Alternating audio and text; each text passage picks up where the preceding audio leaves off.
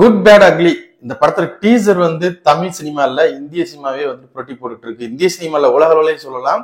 ஏன்னா வந்து Singapore, UK, US வந்து பக்கம்லாம் பாத்தீங்க அப்படின்னா ட்ரெண்டிங்ல வந்துட்டு இதுதான் டாப்ல இருக்கு அப்படின்னு சொல்லலாம். சிங்கப்பூர்ல நம்பர் 1 இடத்துல எப்படி இந்தியால எப்படி நம்பர் 1 இடத்துல இருக்கோ அதே மாதிரி சிங்கப்பூர்லயும் நம்பர் 1 இடத்துல இருக்கு, யூகேல செகண்ட் பிளேஸ்ல இருக்கு, யூஎஸ்ல வந்துட்டு 10th பிளேஸ்ல இருக்கு அப்படின்னு சொல்லிட்டு ஒரு சம்பவம் பண்ணிட்டு இருக்கு. இன்னைக்கு என்ன பேச போறோம் அப்படின்னா அந்த டீசர் ரெக்கார்டை பத்தி பேச போறோம். நான் எப்பயுமே வந்து டீசர் வந்துட்டு எவ்வளவு வியூஸ் போச்சு, என்ன ரெக்கார்ட் பண்ணுச்சு, எவ்வளவு கலெக்ஷன் பண்ணுச்சு, இதை பத்தி எல்லாம் பெரும்பாலும் பேச மாட்டோம். பட் வந்து நம்மள ட்விஸ்ட் பண்ணிட்டாங்க. நம்மள அப்படின்னா ஆக்சுவலி ஏகே ஃபேன்ஸை ட்விஸ்ட் பண்ணிட்டா. ஏன்னா நானும் ஒரு ஏகே ஃபேன் தானே. ஸோ வந்து இந்த டீசர் ரிலீஸ் ஆகிறதுக்கு முன்னாடி பாத்தீங்க அப்படின்னா விஜய் சாரோட கெரியர்ல அதிக வியூஸ் போனது, அவரோட படத்துல டீசர்ல வந்து அதிக வியூஸ் போனது பாத்தீங்க அப்படின்னா மாஸ்டர் படத்துல டீசர் தான். கிட்டத்தட்ட வந்துட்டு ஒரு 7.9 கோடி பேர் வந்து பார்த்துருப்பாங்க. ஸோ இந்த ரெக்கார்டை நீங்க பிரேக் பண்ணுங்க பாத்துக்கலாம் அப்படின்ற மாதிரி ஒரு விஷயம் வந்து நான் பார்த்தேன். ஸோ அப்பயே முடிவு பண்ணிட்டேன், டீசர் ரிலீஸ் ஆன பிறகு கண்டிப்பா எல்லா ரெக்கார்டையும் இது வந்து பிரேக் பண்ணுன்றது தெரியும். பிரேக் பண்ணதுக்கு அப்புறம் நம்ம கண்டிப்பா பேசணும்னு சொல்லி நினைச்சிருந்தேன். சோ அதான் பேச போறோம். அதுக்குள்ள என்னடா 79 வியூஸ் போயிடுச்சு அப்படின்னு கேட்டீங்கன்னா அப்படி இல்ல, முதல் நாளே ஒரு பெரிய சம்பவம் பண்ணிருக்கு. அது என்னன்றதை பார்த்துலாம். அதே மாதிரி படத்துல பாத்தீங்கன்னா இன்னொரு சர்ப்ரைஸான ஒரு விஷயம் இருக்கு. ஆல்ரெடி நம்ம பேசினதுதான். சோ அதை பத்தியும் பேச போறோம். ஹாய் ஃப்ரெண்ட்ஸ், எல்லோருக்கும் மிகப்பெரிய வணக்கம். நான் ராஜா. நீங்கள் பார்த்துக் கொண்டிருப்பது 7 ஸ்டார் சினிமாஸ்.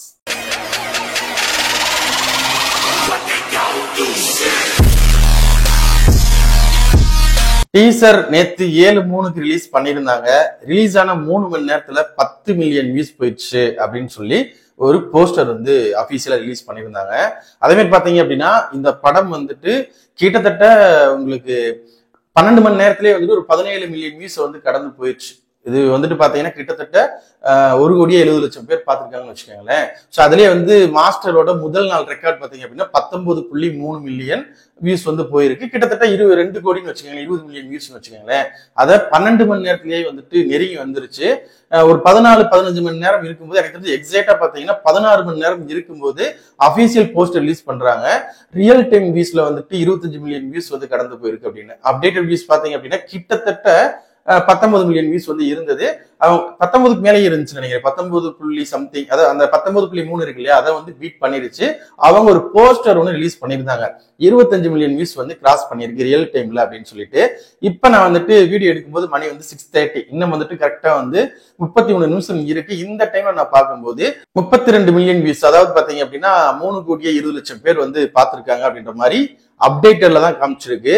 கண்டிப்பா இன்னும் 1/2 hour இருக்கு. அது இல்லாம பாத்தீங்க அப்படின்னா ரியல் டைமா வந்து நம்ம பார்க்கும்போது குறைஞ்சது 36 இருந்து 37 மில்லியன் வியூஸ்க்கு மேலதான் இருக்கும்னு நினைக்கிறேன். 35க்கு மேல வச்சுக்கோங்களேன்.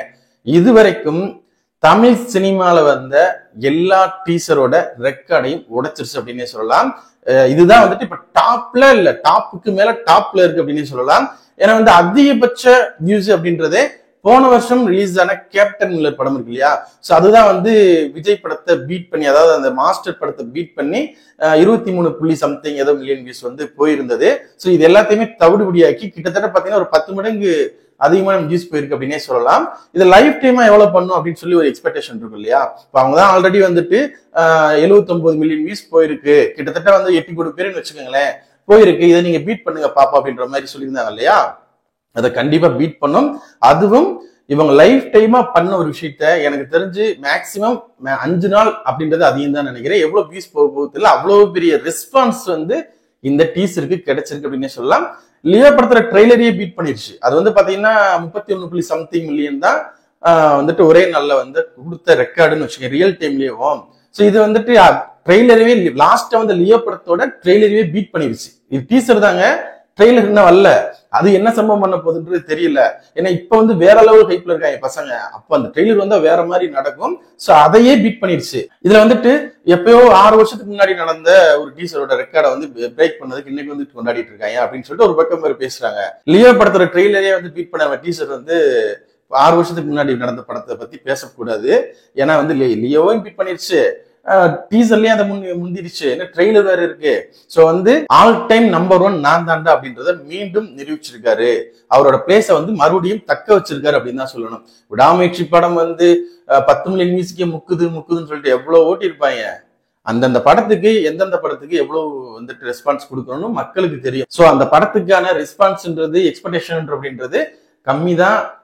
10வதுக்கு வந்துட்டு அந்த படத்தை வந்து அந்த மாதிரியான படங்களை வந்து பாக்குற ஆடியன்ஸ் இங்க கிடையாது. அது டீசர் பார்க்கும்போது அவங்களுக்கு தெரிஞ்சிருக்கும். சோ மேபி இருந்திருக்கலாம். ஆனா வந்துட்டு துணிவிலையும் ஒரு சம்பவம் பண்ணாங்க இல்லையா, இப்ப இந்த படத்துல ஒரு சம்பவம் பண்ணியிருக்காங்க. இனிமேல் சம்பவமா தான் நடக்க போகுது. சரி, ஓகே, சம்பவம் சொல்லி 4 நாளா இதே வார்த்தை தான் போயிட்டு இருக்கு. இதுக்கு எல்லாத்துக்கும் காரணம் ஆதிக் மாமே தான். ஸோ மாமே வந்து மாமேன்னு தான் வருது. ஸோ வந்து ஒரு மிகப்பெரிய ஒரு சம்பவத்தை மறுபடியும் சம்பவம் தானே கிரியேட் பண்ணி விட்டாரு. இந்த படத்துல வந்துட்டு பழைய பாட்டு இருக்குன்னு சொல்லி நம்ம பேசியிருந்தோம் இல்லையா. ஸோ அது என்ன பாட்டு அப்படின்ற மாதிரி தகவல் இல்லை, ஆனா கன்ஃபார்மா இருக்குன்ற மாதிரி சொல்லியிருக்காங்க. பட் அது யாருக்கு வச்சிருக்காங்க, எந்த இடத்துல வச்சிருக்காங்க, எங்க பிளேஸ் பண்ணிருக்காங்க, அது என்ன மாதிரியான பாட்டு, ஐட்டம் சாங்கா, எனக்கு தெரிஞ்ச ஐட்டம் சாங்கா இருக்கும்னு நினைக்கிறேன். அதுதான் பழைய பாட்டை ரீமிக்ஸ் பண்ணிருக்க மாதிரி சொல்றாங்க. அதுல வந்துட்டு மேபி அஜித் சார் இருக்கலாம், இல்ல வேற ஏதாவது கும்பல் இருக்கலாம். ஏன்னா நிறைய கும்பல் காமிக்கிறாங்க, அஜித் சார் இல்லாம இருக்காதுன்னு நினைக்கிறேன். பட் கண்டிப்பா பழைய பாட்டு இருக்குன்ற மாதிரி சொல்லியிருக்காங்க. ஆனா கரெக்டா எந்த பாட்டு அப்படின்னு தெரியல. ஆனா வந்துட்டு ஒரு ஐட்டம் சாங்க தான் வந்து ரீமிக்ஸ் பண்ணியிருக்கதா சொல்றாங்க. ஆனா நல்ல ஹிட்டான பாட்டா தான் இருக்கும். ஸோ வெயிட் பண்ணி பார்க்கலாம். பட் இருக்குன்னு சொல்லி கன்ஃபார்மான ஒரு தகவல் கிடைச்சிருக்கு. வெயிட் பண்ணி பார்ப்போம் என்ன பண்றாங்க அப்படின்னு. நம்ம சேனல்ல போற வீடியோஸ் பிடிச்சிருந்தா லைக் பண்ணுங்க, கமெண்ட் பண்ணுங்க, ஷேர் பண்ணுங்க. அப்படியே நம்ம சேனலை கொஞ்சம் சப்ஸ்கிரைப் பண்ணி சப்போர்ட் பண்ணுங்க. அப்புறம் அடுத்த வீடியோஸ் போறதுக்கு மோட்டிவேஷனா இருக்கும். Thank you friends.